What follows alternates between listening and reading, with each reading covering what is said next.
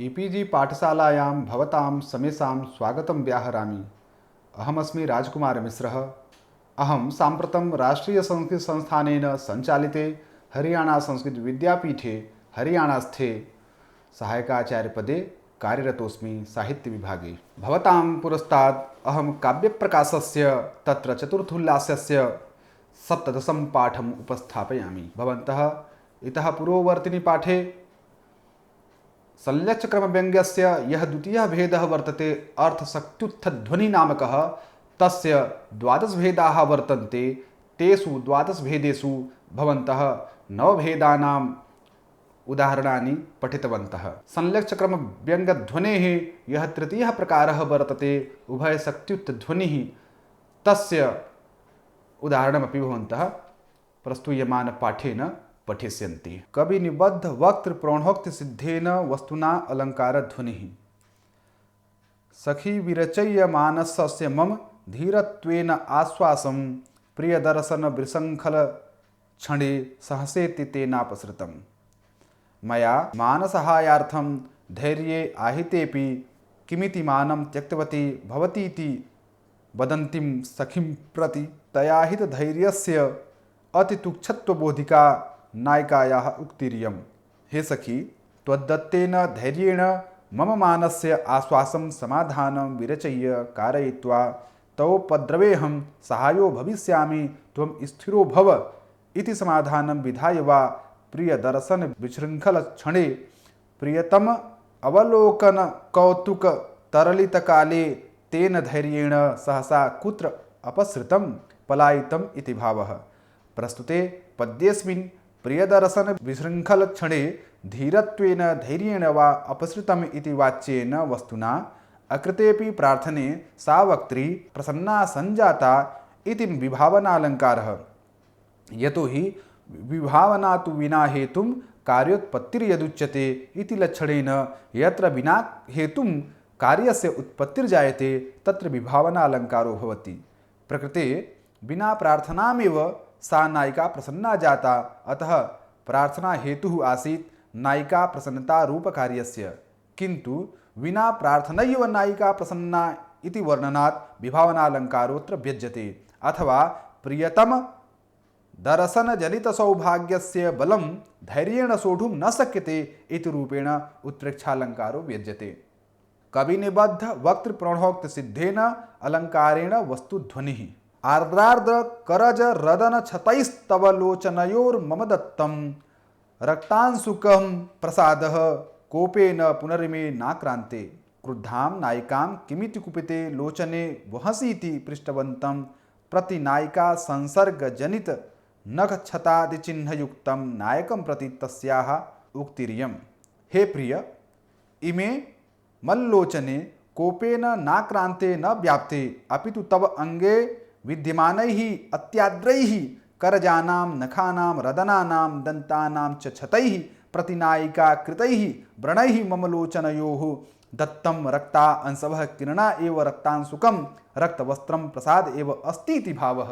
अर्थात् हे प्रिय, इमे मे लोचने नयने क्रोधयुक्ते न स्तः, प्रत्युत प्रतिनायिकया ते शरीरे स्वनखैः रदनैः यः व्रणः प्रदत्तः तस्य गोपनं त्वया साम्प्रतं मत्तः क्रियते, किन्तु तस्यैव चिह्नं मम नेत्रयोपरि अवतरति। अतः इमे नयने क्रोधेन आक्रान्ते न स्तः। प्रस्तुते पद्ये उदात्तालङ्कारः वर्तते। मम्मटाचार्यः उत्तरालङ्कारम् इत्थं लक्षयति। प्रश्नस्योन्नयनं यत्र क्रियते तत्र वा सति असकृत् यत् असंभाव्यम् उत्तरं स्यात् तदुत्तरम्। अर्थात् यत्र प्रश्नस्य उत्तरं प्रदीयते किं वा प्रश्नस्य कल्पनां स्वपक्षतो विधाय उत्तरं प्रदीयते तत्र उत्तरालङ्कारो जायते इति धिया अत्र त्वं कथं कुपिते नयने वहसि इति प्रश्ने नायिकायाः उत्तरं चित्रितम्। त्वं न केवलं नवागतानि नखक्षतानि गोपायसि, प्रत्युत ममोपरि अपि तेषां नखक्षतानां कृपा जाता, यतो हि नखक्षतानि गोपायितुं त्वं मामपि आलिङ्गसि इति रूपं वस्तु व्यज्यते। कविनिबद्ध वक्तृ प्रणोक्ति सिद्धेन अलङ्कारेण अलङ्कारध्वनिः। महिला सहस्रभरिते तब हृदये सुभग सा अमान्ति अनुदिनम अनन्यकर्मा अंगम तन्वपि तनयति। हाल कविकृतायां शालिवाहन सप्तसत्यां गाथाकोशे चतुर्थ शतके विरह कृशां नायिकां नायकाय आवेदयन्त्याः सख्याः उक्तिरियम्। हे सुभग सौभाग्ययुक्त सा अकृत्रिम स्नेहा साध्वी नायिका महिला सहस्र भरिते धूर्त स्त्री सहस्र व्याप्ते तव हृदये अमान्ति अवकाशम अलभमाना सती अनुदिनं दिवसं व्याप्य प्रतिदिनं च अनन्यकर्मा त्यक्तान्यकार्या सती यद्वा न अन्यत् तनुका संपादनातिरिक्तं कर्म कर्तव्यं यस्यास्तादृशी तनुकमपि स्वतः कृशमपि अंगम तनु करोति तनयति क्रसयति कथमपि प्रवेशनाय कृशतरं करोतीति भावः। अत्र काव्यलिंगालंकारः वाच्यो वर्तते यतो हि नायिका स्वशरीरस्य यत् तनुतां साधयति तस्या हेतुत्वेन नायक हृदयस्य धूर्तनायिका सहस्रभरितत्वमेव उपन्यस्तं वर्तते। तस्माच्च काव्यलिंगालंकारात् विशेषोक्तिरलंकारोऽत्र व्यज्यते। सति हेतौ फलाभावः विशेषोक्तिः इति विलक्षणात् यत्र हेतुः अर्थात् कारणं स्यात् किन्तु कार्योत्पत्तिर्न जायते तत्र विशेषोक्तिः। अत्र प्रकृते नायिका स्वशरीरे कृतेऽपि कृशे तव हृदये न प्रविशति इति कारणस्य सत्वादपि नायक हृदये नायिका प्रवेशस्य असंभव रूपकार्योत्पत्तिः अतोऽत्र विशेषोक्तिरलंकारो व्यज्यते। कविनिबद्ध वक्त प्रोढक्तौ ये चत्वारो भेदाः दर्शिताः तत्र प्रथम चतुर्थयोः उदाहरणयोः ये लंकागिरि मेखलासु पुनश्च महिला सहस्रभरिते इत्यभिधयोः कविनिबद्धा सखी वक्तृरूपेण उपस्थापिता तस्या एव प्रौढोक्त्याः चमत्कारः। द्वितीय तृतीययोस्तु अर्थात् सखी विरचयमानस्य आर्द्रादकरज इत्युदाहरणयोः कविनिबद्धा नायिका वक्त्री अस्तीति बोध्यम्। उभय शक्त्युत्थध्वनि निरूपणम्। इत्थं संलक्ष्य क्रम व्यंग ध्वनेः ये त्रयो भेदाः प्रतिपादिताः मम्मटेन शब्द शक्त्युत्थ ध्वनि अर्थ शक्त्युत्थ ध्वनि उभय शक्त्युत्थ ध्वनि नामकाः तेषु शब्द शक्त्युत्थ ध्वनेः द्वौ भेदौ अलंकार ध्वनि वस्तु ध्वनि नामकौ निरूपितौ तदनु अर्थ शक्त्युत्थ ध्वनेः द्वादश भेदाः निरूपिताः। अधुना अवधि इदानीं तृतीयो भेदो निरूपयितुम् अवशिष्यते। अतो मम्मटः क्रमप्राप्तम् उभय शक्त्युत्थ ध्वनिं निरूपयति। शब्दार्थो भयभूरेकः शब्दश्च अर्थश्च शब्दार्थौ तद्रूपं यदुभयं तद्भुः तच्छक्त्युद्भवः इत्यर्थः। अर्थात् अयम् उभय शक्त्युत्थ ध्वनिः शब्देन अर्थेन च उत्पन्नो भवति। यत्र शब्दार्थयोः द्वयोरेव महात्म्यात् व्यङ्ग्यार्थः प्रतीयते तत्र उभय शक्त्युत्थ ध्वनिः प्रवर्तते। शब्दशक्ति अर्थशक्ति उभयशक्ति नामकरणे बीजम्। यद्यपि शब्दशक्ति मूलेपि अर्थस्य व्यञ्जकत्वम् अर्थशक्ति मूलेपि शब्दस्य व्यञ्जकत्वम् अस्तीति उभयशक्ति मूलत्वं सर्वत्रैव अस्ति तर्हि कथं पृथक् भेदव्यवस्था इति आशंका मनसि जायते। अतः भवन्तः एतस्याः आशंकायाः समाधानमपि जानन्तु। यथा शब्दशक्ति मूले ध्वनौ अर्थशक्तित्वम् अपि तिष्ठति किन्तु प्राधान्येन व्यपदेशाः भवन्ति इति न्यायेन शब्दस्य प्राधान्यात् अर्थस्य च गौणता तत्र भवति इति कारणात् शब्दशक्तिमूलव्यपदेशः सार्थक एव तत्र। तथैव अर्थशक्तिमूले ध्वनौ शब्दशक्तित्वमपि तिष्ठति तथापि शब्दापेक्षया अर्थस्य प्राधान्यात् अर्थशक्तिमूलध्वनिः इति व्यवहारः न्याय्य एव। एतद्रहस्यं मम्मटेन प्रादर्शि एव पूर्वम्।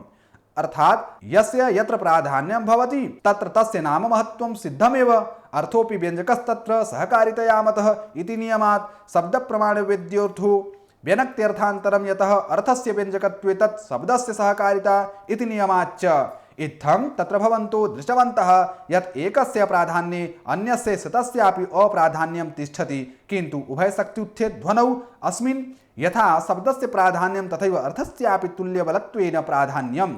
अत्र द्वयोः एकतरस्यापि कथमपि नास्ति न्यूनता अतः उभयशक्तित्वध्वनिः इति व्यवहारोऽपि न्याय्यः। पंडितराजः जगन्नाथोऽपि प्रसङ्गममुं विवृणोति रसगङ्गाधरे ग्रन्थे। परिवृत्य सहिष्णूनां शब्दानां प्राचुर्ये तत्प्रयुक्तात् प्राधान्यात् सत्याप्यर्थशक्तेः अप्रधानाच्च व्यङ्ग्यस्य शब्दशक्तिमूलत्वेनैव व्यपदेशः। अर्थात् यत्र कोऽपि व्यङ्ग्यार्थः शब्दानां परिवर्तने कृते नश्यति तत्र तादृशः व्यङ्ग्यार्थः शब्दाश्रितः एव। अतः स्थितायामपि अर्थशक्त्यां तद्गौडत्वात् केवलं शब्दस्य प्राधान्यात् शब्दशक्तिमूलकव्यपदेशः। तथा चार्थशक्तिमूलकं ध्वनिमित्थं व्याख्याति पंडितराजः।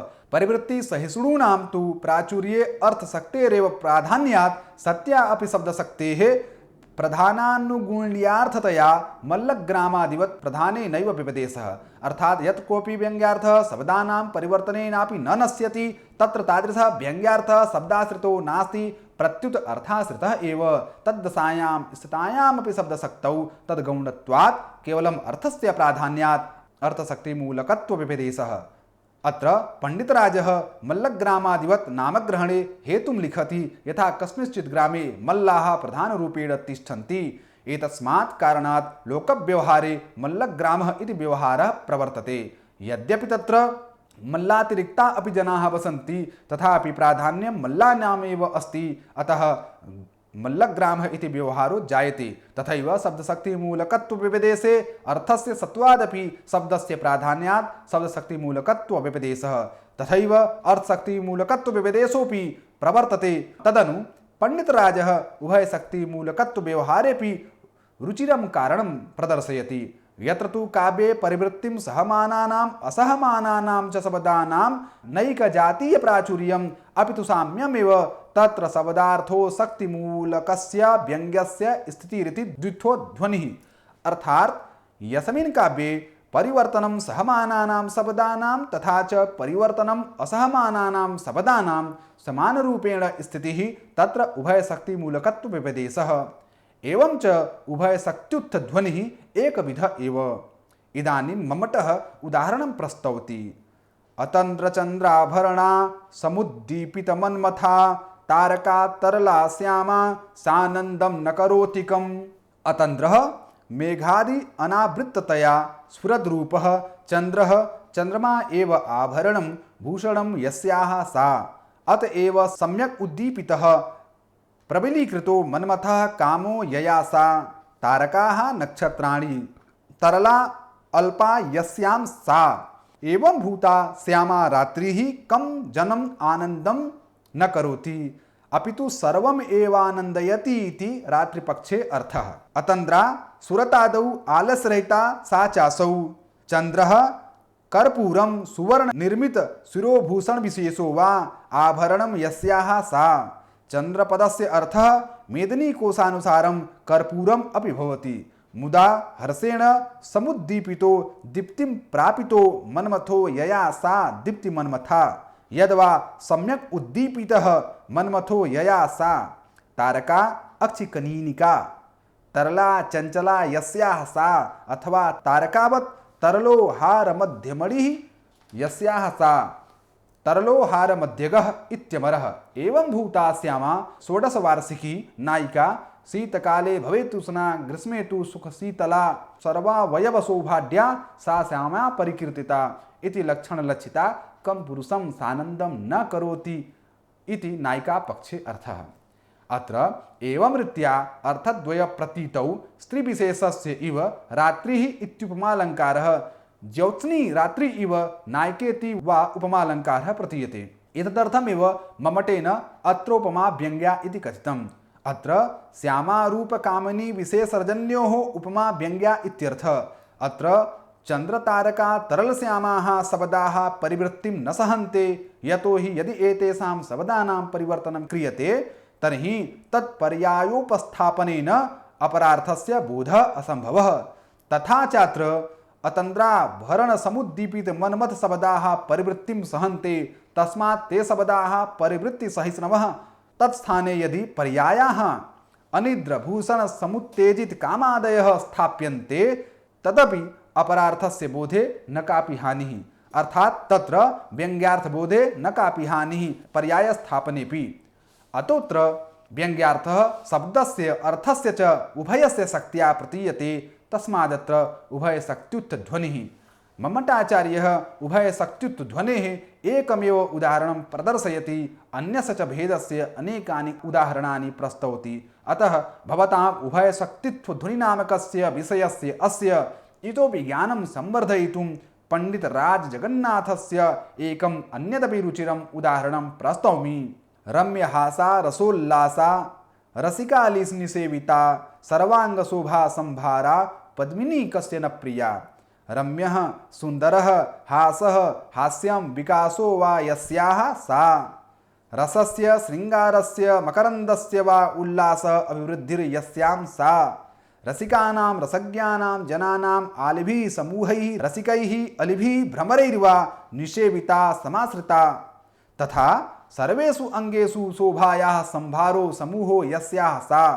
पद्मिनी विशिष्ट लक्षण लक्षिता नायिका कमलिनी वा कस्य हृदयस्य प्रिया प्रीतिपात्रं न भवति, अर्थात सर्वस्यैव जनस्य प्रीतिपात्रं भवति इत्यर्थः। तादृशी कामिनी कमलिनी च सज्जन प्रियेति भावः। अत्र कमलिनी कामिन्योः उपमानोपमेय भावो व्यङ्ग्यः। स च शब्दार्थो भयशक्तिमूलः। हास रसाली पद्मिनी शब्दानां परिवृत्ति असहत्वात् शब्दान्तराणां च तत् सहत्वात्। मन्ये भवन्तः उदाहरणान्तर प्रदर्शनेन उभय शक्त्युत ध्वनि अवगमने समर्थाः जाताः। ध्वनिभेदाः। मम्मटाचार्यः ध्वनेः 18 भेदान् स्वीकरोति। भेदात् 18 तत् इति कथयित्वा संलक्ष्यक्रमव्यङ्ग्ये शब्दशक्त्युत ध्वनेः 2 भेदौ, अर्धशक्त्युत ध्वनेः 12 भेदाः, उभयशक्त्युत ध्वनेश्च एक एव भेदः। एतान् सर्वान् भेदान् योजयामश्चेत् 15 भेदाः जायन्ते। पुनश्च असंलक्ष्यक्रमव्यङ्ग्यस्य अर्थात् रसादिध्वनेः यः एको भेदो गणितो वर्तते पूर्वं तं चाहत्य 16 भेदाः सम्पद्यन्ते। एतेषु 16 भेदेषु अविवक्षितवाच्यध्वनेः अर्थात लक्षणामूलध्वनेः अर्थान्तर संक्रमितवाच्यध्वनिनामकं भेदम् अत्यंत तिरस्कृतवाच्यध्वनिनामकं भेदं च योजयामश्चेत् 18 भेदाः जायन्ते। एतानेव भेदान् गणयित्वा मम्मटेन 18 संख्या निर्धारिता। रसादीनां बहुभेद संभवेपि एक एव भेदः। अत्र ध्वनिसंख्यायाः 18त्वे निर्धारिते एकः प्रश्नः उपस्थितो भवति यत् रसादयस्तु अनन्ताः तथापि कथं तावत् 18 भेदाः। अतः प्रश्नम् अमुं समाधातुं मम्मटो ब्रूते रसादीनाम् अनन्तत्वात् भेद एको हि गण्यते। वस्तुतो रसाः अनन्ताः। रसानां इयत्ता निर्धारणम् अत्यन्तं दुष्करं कार्यं वर्तते। प्रथमतः नवरसाः तत्र सिंगारस्य 2 भेदौ संभोगः विप्रलम्बश्च। तत्र यः संभोगाख्यः भेदो वर्तते तस्यैव संभोगस्य परस्परावलोकन आलिंगन परिचुंबनादि कुसुमोच्चय जलकेली सूर्यास्तमय चंद्रोदय षड्ऋतु वर्णनादयो बहवो भेदाः।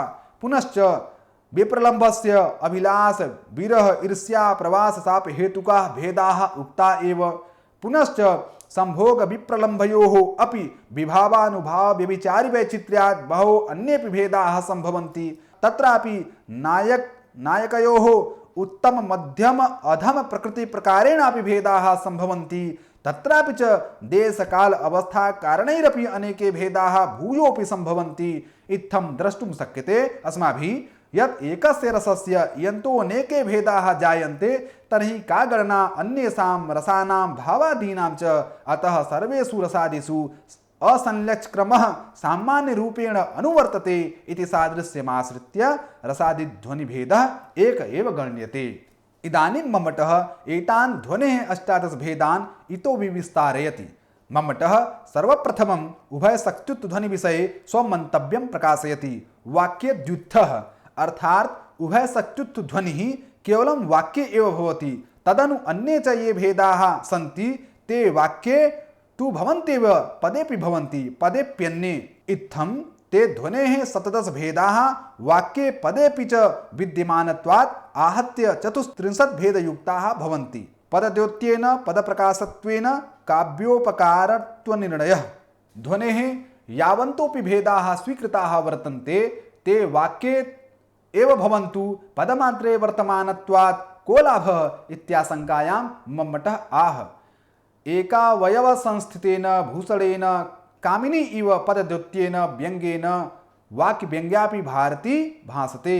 अर्थात् यथा एकस्मिन्नेव अवयवे धृतात् आभूषणात् कामिनी शोभते तथैव पदद्योत्येन व्यङ्ग्येन श्रोत्रग्राह्य वाक्य व्यङ्ग्या स्फोटरूपा भारती भासते। इत्थं पदद्योति व्यङ्ग्यस्य महत्त्वम् आख्याय मम्मटाचार्यः सर्वप्रथमम् अविवक्षितवाच्यस्य अर्थात् लक्षणामूलध्वनेः यौ अर्थान्तर संक्रमितवाच्य ध्वनि अत्यंत तिरस्कृतवाच्य ध्वनि नामकौ भेदौ स्तः तत्र क्रमशः पदद्योत्य ध्वनेः उदाहरणं प्रस्तौति।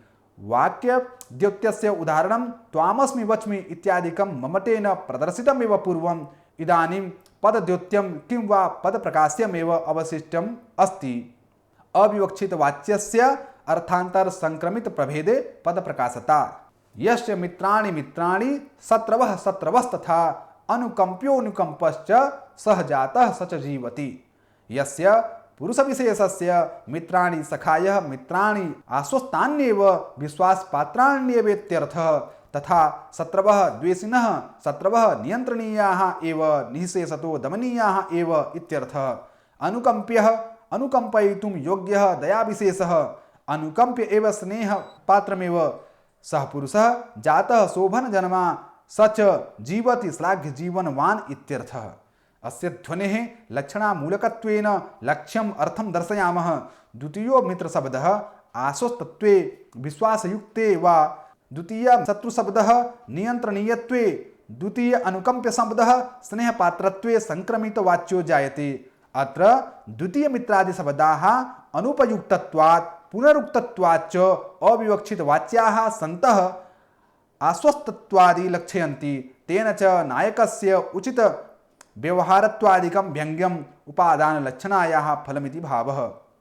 एतस्यैव भेदस्य आनन्दवर्धनाचार्यः स्वध्वन्यालोके यदुदाहरणं प्रस्तौति तदपि भवतां सौविध्याय उपस्थाप्यते येन भवताम् इतोपि विषयस्य अस्य परिज्ञाने दृढता उत्पद्येत। रामेण प्रियजीवितेन तु कृतं प्रेमणः प्रियेनोचितम्। अर्थात हे प्रिये रामेण निजजीवन लोलरूपेण प्रेमणः उचितं कार्यं न कृतम्। अत्र रामः इति पदं साहसैकरसत्वे अर्थे संक्रमितं जायते येन अर्थे चमत्कारः उत्पद्यते। यत् साहसिकेन रामेण प्रेमणः उचितं करणीयमेव आसीत् तथापि तथा न कृतम् इत्यर्थो व्यज्यते। एतादृशि अर्थे व्यज्यमाने चमत्कारातिशय पुष्णाति। साहित्य दर्पणकारो विश्वनाथोऽपि अर्थान्तर संक्रमितवाच्य ध्वनेः पदप्रकाशतां साधयति तदपि भवतां सौविध्याय उपस्थाप्यते। यथा धन्यः स एव तरुणः नयने तस्यैव नयने च युवजनमोहन विद्या भवितेयं यस्य सम्मुखे सुमुखी। समस्त युवकानां मोहयित्री इयं सुन्दरी सुन्दरी यस्य भाग्यशालिनः पुरुषस्य भविष्यति स एव जनः वस्तुतो धन्यः तस्यैव नयने नयनेस्तः यः तामवलोकयिष्यति। अत्रापि द्वितीयो नयनशब्दः भाग्यवत्तादिगुणविशिष्टन नयनपरः संक्रांतो वर्तते। अविवक्षितवाच्यस्य अत्यंत तिरस्कृतवाच्य प्रभेदे पदप्रकाशता। खलव्यवहारा दृश्यन्ते दारुणा यद्यपि तथापि धीराणां हृदय वयस्य बहुमता न खलु व्यवसायाः विमुह्यन्ति। यद्यपि खलानां धूर्तानां सठानाम् इति भावः व्यवहाराः चरितानि दारुणाः दुःखदाः अन्येष्ट प्रतिबन्धकाः दृश्यन्ते तथापि सदर्थग्राहितया हृदयमेव वयस्यः मित्रं तेन बहुमताः अनुमोदिताः धीराणां महतां व्यवसायाः उद्योगाः न खलु विमुह्यन्ति न प्रतिबद्धा भवन्ति इति भावः। अत्र अचेतने व्यवसाये मुख्यो विमोहो बाधितः सन् कार्यकारण संबंधात् प्रतिबंधरूपं विरामरूपं वार्थं लक्षयति। तेन च सर्वथा इष्ट कार्यकारित्वं व्यङ्ग्यं लक्षणलक्षणायाः फलमिति ज्ञेयम्। अत्र विमुह्यन्ति इति पदम् अत्यंत तिरस्कृतवाच्यं सत् व्यञ्जकम् इति। अत्र संपूर्णेऽपि वाक्ये एकमेव विमुह्यन्ति इति पदं व्यञ्जकं तस्मात् पदप्रकाश्यम् अत्र। एतदपेक्षया उपकृतं बहुतत्र किमुच्यते इत्यादुदाहरणे सर्वेषां पदानां व्यञ्जकत्वमासीत् तस्मात् तत्र वाक्यप्रकाशत्वं विद्यते इति भेदः पदप्रकाशत्व वाक्यप्रकाशत्वयोर्मध्ये। विवक्षितवाच्यध्वनेः अभिधामूलध्वनेः संलक्ष्यक्रमव्यङ्ग्यरूपे प्रभेदे पदप्रकाशता। लावण्यं तदसौ कान्तिस्तद्रूपं च वचः क्रमः तदा सुधास्पदमभूत् अधुना तु ज्वरो महान्। कस्यचित् वियोगिनः परामर्शोऽयं यत् अनुभवैकगोचरं लावण्यं मुक्ताफलेषु छायायास्तरलत्वमिवान्तरा प्रतिभाति यदंगेषु तल्लावण्यमिहोच्यते। तथा चासौ अनुभवैकगोचरा कान्तिः उज्ज्वलता तद अनुभवैकगोचरं रूपं संस्थान सौष्ठवं स च अनुभवैकगोचरः वचः क्रमः वचन विन्यास परिपाटी सकलमिदं तत्सन्निधानेन अनुभवदशायां सुधास्पदम् अमृतस्थानम् अभूत् सर्वांगीण सौहित्य संपादकत्वात् इति भावः। अधुना तद्वियोगेन स्मृतिदशायां तु महान् ज्वरः इव ज्वरः अतिशय पीडाजनकः सर्वांगीण तापहेतुकत्वात् इति भावः। अत्र तद् असौ स तथा अधुना इति पदैः अनुभवैकगोचराः लावण्यादि अतिशयरूपाः अर्थाः प्रकाश्यन्ते। प्रस्तुते पद्ये विप्रलम्ब श्रृंगारो वर्तते। इत्थं पदद्योत्यस्य असंलक्ष्यक्रमव्यङ्गे उदाहरणं प्रदाय इदानीं मम्मटाचार्यः उदाहरणान्तरम् अपि प्रदर्शयति। इदं हि उदाहरणान्तरं न केवलं सर्वनामपदानाम् एव रसादिव्यञ्जकता प्रत्युत अन्येषामपि पदानां रसादिव्यञ्जकता इति ध्वनयन् संभोगेऽपि तमेव ध्वनिम् उदाहरति। मुग्धे मुग्धतयैव नेतुमखिलः कालः किमारभ्यते मानं धत्स्वधृतिं बधान ऋजुतां दूरे कुरु प्रेयसी सख्यैवं प्रतिबोधिता प्रतिवचस्तामाह भीतानना नीचैः संसहृदि स्थितो हि ननु मे प्राणेश्वरः श्रोष्यति। अमरुक शतके विदित रहस्यां मानोपदेशं कुरुवाणां सखीं अगणयन्त्याः भर्तरि प्रणय विनयवत्याः नायिकायाः व्यङ्ग्यन्तरेण तां प्रत्युक्तिरियम्। हे मुग्धे उपदेशग्राहिणी त्वया अखिलः अतीतो वर्तमानो भविष्यश्च कालो मुग्धतयैव यथोचितानाम् आचरणेनैव नेतुं यापयितुं किं किमिति आरभ्यते तर्हि किम् आरभणीयं तदा आह मानं स्वप्रेयसी प्रियतमे मानं धत्स्व धृतिं बधान तथा च प्रियतम विषये ऋजुतां सरलतां दूरे कुरु इत्येवं सख्या वयस्यया प्रतिबोधिता मुहुर्मुहुः उपदिष्टा नायिका भीतानना भयजनित वैक्लव्यवत् वदना सती तां प्रतिबोधयन्तीं सखीं प्रतिवचः उत्तरं दर्शयति। हे सखी त्वं नीचैः मन्दं संस कथय हि यस्मात् प्राणेश्वरः प्राणानां तदायत्तत्वात् जीवित सर्वस्यायमानः अतएव मे मम हृदये स्थितो विद्यमानः श्रोष्यति आकर्णयिष्यति। अत्र भीतानना इति पदं व्यञ्जकत्वं यस्मात् नीचैः संसविधानस्य अर्थस्य वा युक्तता व्यज्यते। अत्र संभोगशृङ्गारो रसो वर्तते। इत्थं मम्मटेन असंलक्ष्यक्रमव्यङ्ग्यस्य उदाहरणद्वयं प्रादर्शि एकं विप्रलम्भस्य अपरं च संभोगशृङ्गारस्य। पदप्रकाशत्वे भावादीनां चारुत्वाभावः। मम्मटः रसादिभेदं पूर्वम् इत्थम् उपस्थापितवान् आसीत्। रसभावतदाभास भावशान्त्यादिरक्रमः भिन्नो रसाद्यलङ्कारात् अलङ्कार्यतया स्थितः।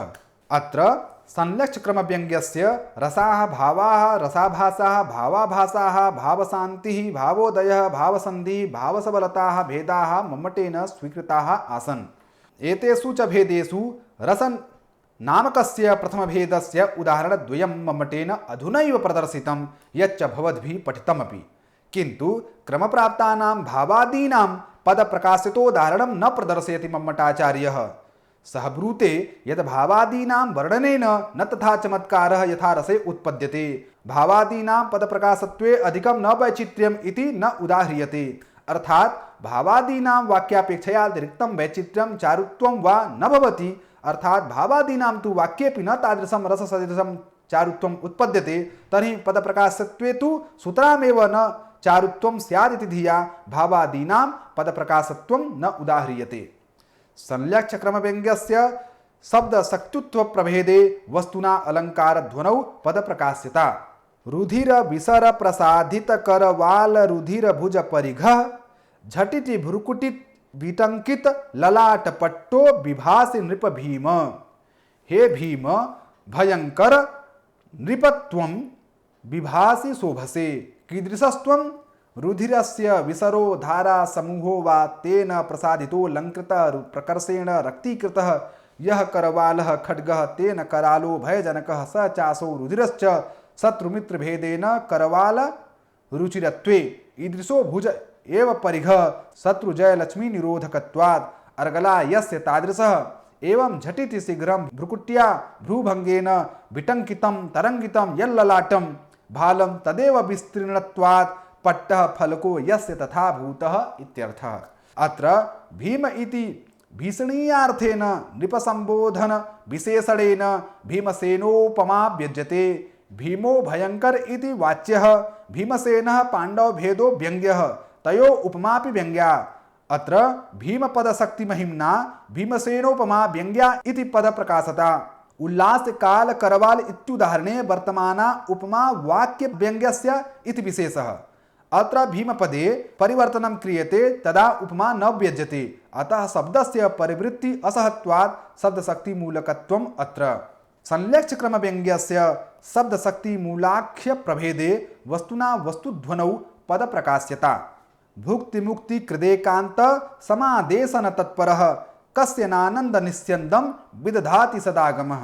जनांतर सन्निधौ उपनायके आगते अप्रस्तुत वेद प्रशंसा व्याजेन तदागमनाधीनं हर्षं व्यञ्जयन्त्याः उक्तिरियं। सदागमः सन आगमो वेदः कस्य विज्ञस्य आनंद निस्यन्दं आनंद प्रवाहं प्रमोद प्रश्रवणं वा न विदधाति न करोति अपितु सर्वस्यैव आनंद प्रसरवणं करोतीति भावः। कीदृग्वेदः इत्यत आह। भुक्तिः स्वर्गादिभोगः मुक्तिः कैवल्यं च करोतीति भुक्ति मुक्ति कृत। तथा एकांतेन नियमेन सम्यक् आदेशने हितोपदेशने तत्परः इति वाच्य पक्षे अर्थः। व्यंग पक्षे तु सतः सुंदरस्य वल्लभस्य आगमः आगमनं कस्य रमणी जनस्य आनंद निस्यन्दं न करोति। कीदृशः भुक्तिः सुरतादि भोगः मुक्तिः विरहादि दुःख त्यागः ते करोतीति तथा भूतः। एकांतस्य संकेतस्थानस्य समादेशने तत्परः इत्यर्थः।